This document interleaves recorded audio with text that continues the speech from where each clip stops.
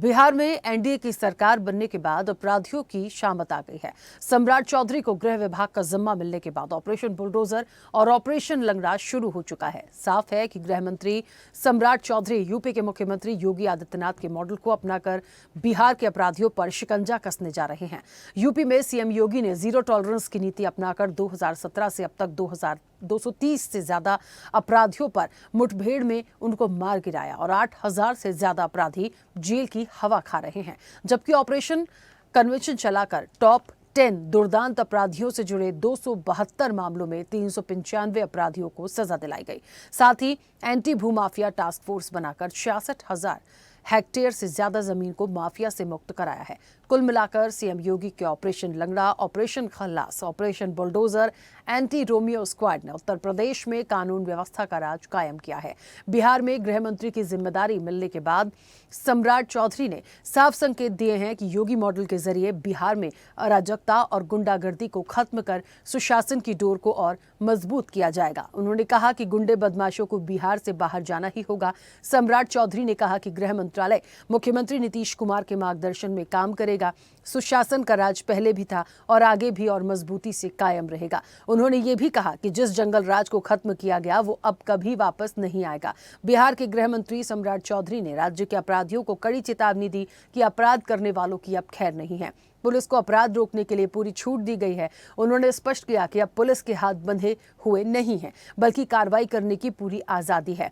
Crime के मामले में कानून व्यवस्था में कोई ढिलाई नहीं दी जाएगी। सम्राट चौधरी ने गृह विभाग की कमान संभालने के तुरंत बाद डीजीपी के साथ एक प्रेस कॉन्फ्रेंस की और कहा कि राज्य में अपराध, माफिया नेटवर्क और महिलाओं के खिलाफ अपराध पर जीरो टॉलरेंस की नीति लागू होगी। सम्राट चौधरी ने सोशल मीडिया पर अभद्र पोस्ट करने वालों के खिलाफ भी सख्त संदेश दिया है। साथ ही कहा कि सड़क पर, स्कूल, कॉलेज के बाहर रोमियो बनने वालों की भी खैर नहीं है। कुल मिलाकर बिहार में सम्राट चौधरी का ऑपरेशन लंगड़ा तगड़ा एक्शन कर रहा है और उनकी ये जिम्मेदारी बिहार के सुशासन में कितना चार चांद लगाएगी, ये देखने वाली बात होगी। आज इसी पर हम चर्चा को भी आगे बढ़ाएंगे। कुछ प्रतिक्रियाएं हैं, पहले वो सुनाते हैं।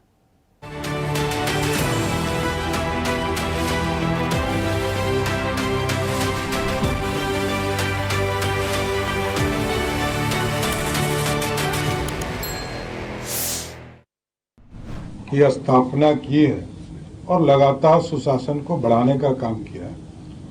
उस कार्य को और आगे बढ़ाने के लिए कई चीजों का निर्देश हम लोगों ने दिया है, चाहे वो लॉ एंड ऑर्डर को और बेहतरीन करने की व्यवस्था करनी हो, जो अपराधी हैं, चाहे वो किसी भी स्तर के माफिया हो, जमीन माफिया हो, बालू माफिया हो या शराब माफिया, इसको चिन्हित करने का काम किया जाएगा। उनके खिलाफ कार्रवाई की जाएगी। साथ ही साथ जो हमारे यहाँ जितने स्कूल, कॉलेजेस हैं, पिंक पेट्रोलिंग के तर्ज पर सभी जगह कोई रोमियो घूम नहीं सके, कोई हमारी बहनों को छेड़ ना सके, बच्चियों को नहीं छेड़ सके, इसके लिए विशेष फोर्स लगाने का काम किया जाएगा। देखिए, स्पष्ट तौर पर मैंने कहा कि माफिया को आइडेंटिफाई करने का काम सरकार करेगी और जिन लोगों को भी माफिया आइडेंटिफाई होगा, वैसे लगभग 400 लोगों को आइडेंटिफाई किया है।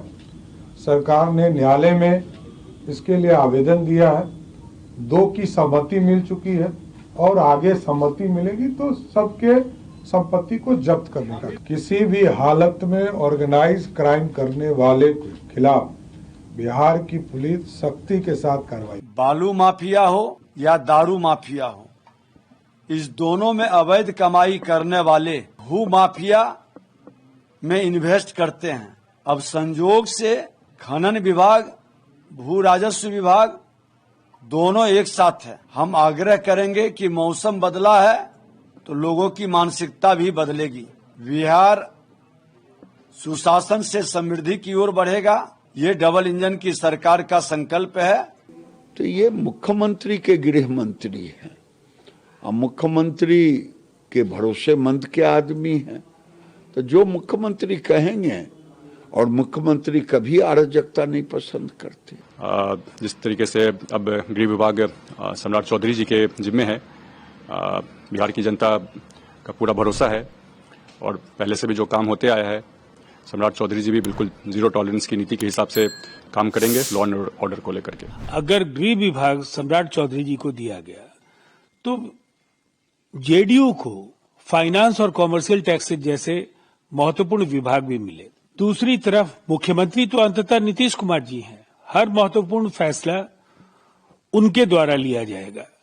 सम्राट चौधरी ने क्या कहा, वो नीतीश कुमार जी के गवर्नेंस के मॉडल को ही आगे लेकर जाएंगे। तो इसीलिए इस तरह के जो बयान लग रहे हैं और जो एक वातावरण बनाने की कोशिश होती है वो पूरी तरह से निराधार है। कोई बहुत बड़ा बात नहीं है, गृह विभाग गया, अच्छा है, यंग आदमी है, मोर इफेक्टिव है, घूमे घामेंगे और कुछ अपराधियों के खिलाफ इस तरह के कार्य उसमें अच्छे से इफेक्टिवली काम करेंगे। कुछ सोचकर ही मुख्यमंत्री ने दिया है गृह विभाग। अरे भाई, गुंडा राज का समाप्ति हो। अब सम्राट जी को मिला है, अब हम लोग उम्मीद करते हैं कि गुंडा राज का समापन होगा, आम जनजीवन बिना कोई डर भय का चलेगा। और क्या, बीजेपी के दबाव में है जेडीयू, तो बीजेपी के तो दबाव में रहना ही नहीं पड़ेगा। बीजेपी बड़ी पार्टी है, सेंट्रल गवर्नमेंट उनका है, तो बीजेपी के दबाव में नहीं रहेगा। बीजेपी नहीं रहता तो कहाँ। सम्राट जी पर कई तरह के आरोप लग रहे हैं। मैं मानता हूं कि आरोप प्रति आरोप हमेशा लगाते रहना, पहले भी मैंने इस बात को कहा। इसलिए गृह मंत्रालय देना ये नीतीश कुमार जी के स्वविवेक है। इसको सम्राट चौधरी को एक सेवा के रूप में लेना चाहिए, पावर के रूप में नहीं, दिखावे के रूप में नहीं। मैं समझता हूँ इसको काम करके दिखाने की जरूरत है। इसको प्रचार का माध्यम नहीं बनाना चाहिए। यदि कोई दिखावा और प्रचार का माध्यम बन पाया तो नीतीश कुमार जी के लिए तो वो स्वीकार हो ही नहीं सकता।